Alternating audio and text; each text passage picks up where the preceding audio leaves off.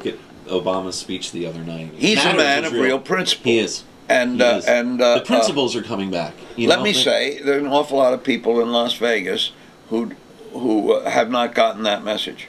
Yeah. There's no question, you know that, and we don't. George Bush was a very popular figure in Las Vegas. The day that I was going into rehearsal with Phantom of the Opera in Vegas, Air Force One arrived opposite my window. I was in the living in the Four Seasons, and it landed, and I was dressing to go to rehearsal, and the president got off and went to a fundraiser in the very hotel where I was going to rehearsal. Well, I actually rehearsed at a rehearsal place, but Vegas was very much behind George Bush, and fine, but wrong. Wrong. And interestingly enough, during that period, all the shows, sort of the stuff we're talking about, productions that came there that people thought would be the sure thing, haven't. Now Phantom is still standing. You can't blame that on Vegas. No, you can't blame it. What you have to do is blame it on the whole thinking. What's happened is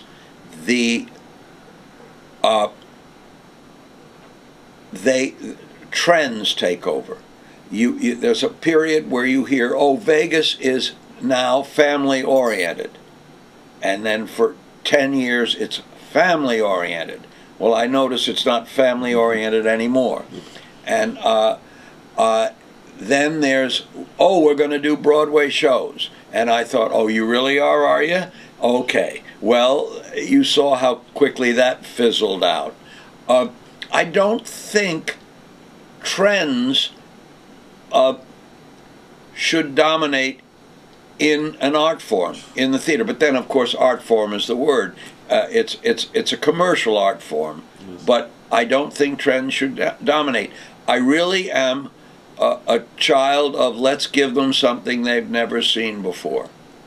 And often they've rejected it, but more often they've accepted it and been excited by the fact that they've never seen it before. And that's where I'm going again. Right, and Phantom was like that, I think, when it first opened. People didn't expect a musical based on the classic story of Phantom of the Opera to have this emotion and to care about the character. Andrew and I were absolutely, the reason we decided to do the show, very simple. We wanted a romantic musical. And in order to go back in the history of musicals, it's very interesting. There have not been that many. There's been My Fair Lady, the guy says, Liza, bring me my slippers. That's the big romantic moment.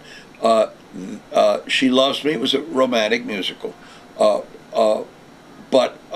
there weren't very many, and the one that the two of us remembered, he because he saw the movie and loved it, I because I was at the opening night and loved it, was South Pacific. But I believed it was almost the last overtly romantic musical I saw. Then there with The King and I, but that's a very skillful way of masking romance. There are not many romantic musicals. Phantom is a romantic musical. And there's an instinct I have, because I am sitting in this very paradoxical place where I have the longest running musical in history, and it's still going at 90-something% capacity, and I'm trying to get a musical on, and I will get it on, but it's not easy. And I think, what's the only lesson you can learn from that?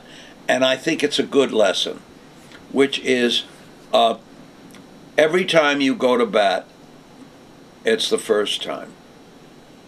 And there are all these roadblocks and all these people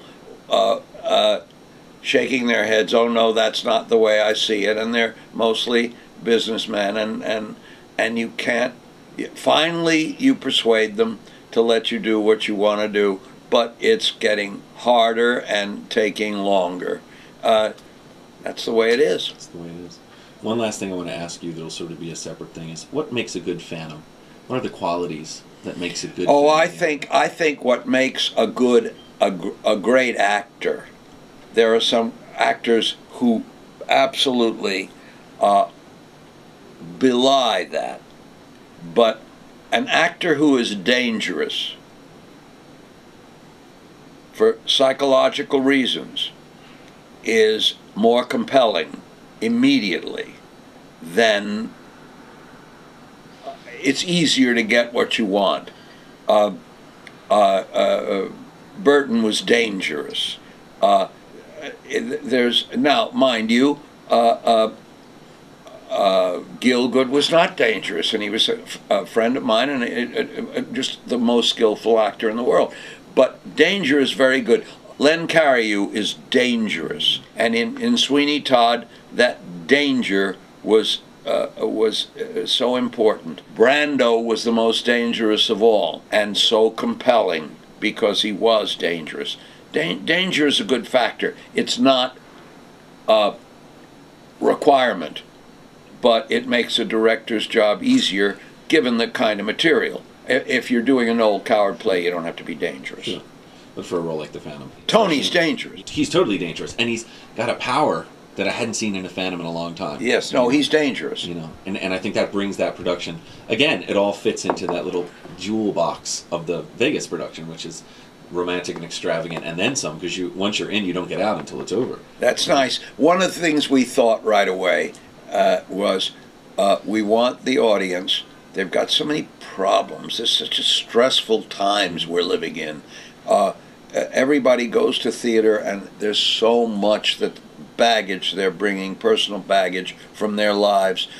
Wouldn't it be nice if they could lose themselves for 2 hours and whatever in a theater, and maybe we could talk to the child in them. Maybe we could get a response from something they haven't felt since they were children. The awe of being lost in another world. Now, you know, artists, that's very much a part of an artist's life. I'm always escaping I hear you. into my imagination somewhere. It's a huge protection for me, and it always has been since I was 8 years old.